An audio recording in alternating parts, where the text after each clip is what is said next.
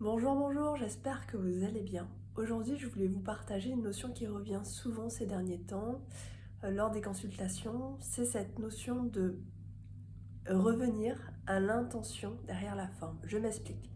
Une personne qui souhaiterait par exemple être en contact avec les chevaux, il y a plusieurs manières de le faire. C'est-à-dire, elle pourrait, si elle en a les moyens, euh, être garant d'un cheval, pouvoir s'en occuper sur les moyens et l'énergie.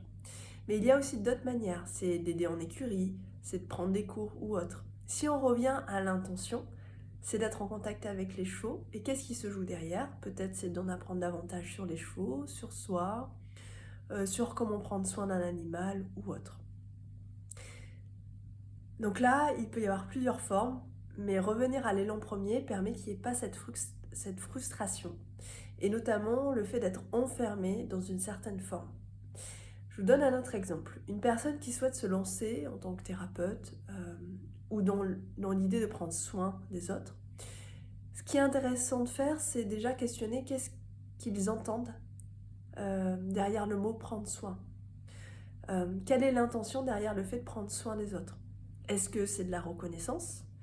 Est-ce que c'est simplement de voir la personne émerger, de lui partager des clés, de la voir se transformer? Ou bien c'est cette notion de pouvoir transmettre ou autre chose. C'est toujours intéressant d'aller voir ce qui se joue derrière le fait d'aider, parce qu'il se cache souvent d'autres choses. Donc ça c'est la première chose, d'être au clair avec l'intention première. Ensuite, ce qui est intriguant, c'est que on a souvent, et moi la première aussi, on a souvent des formes définies. Je veux aider les autres à travers la thérapie, par exemple. Je veux aider les autres à travers n'importe quoi, la médecine symbolique. Ce qui peut créer une frustration. Par exemple, si la personne vient de se lancer et qu'elle a 0 consultant et qu'elle se dit « Ah bah, si j'ai pas de consultant, c'est que j'ai pas de valeur, c'est que ça marche pas, c'est que… » Donc là, l'idée, c'est de revenir derrière l'intention. Et que lorsqu'on revient derrière l'intention première, c'était d'aider les autres, peut-être pour transmettre. Ok, si on revient à cette notion de transmettre, comment est-ce que la personne peut déjà transmettre avec d'autres formes?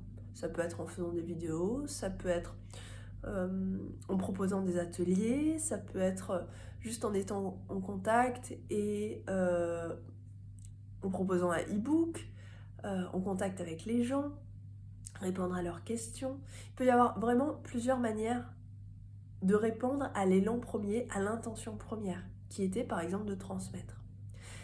C'est intéressant parce que du coup, ça permet qu'il y ait moins de frustration lorsque la forme que l'on désire ne se présente pas.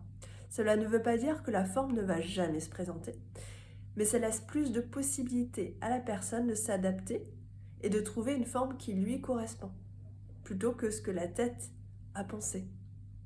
Voilà. Je ne sais pas si ça vous parle et si vous avez l'habitude de revenir à l'intention derrière la forme. Voilà, je vous dis à bientôt. Au revoir.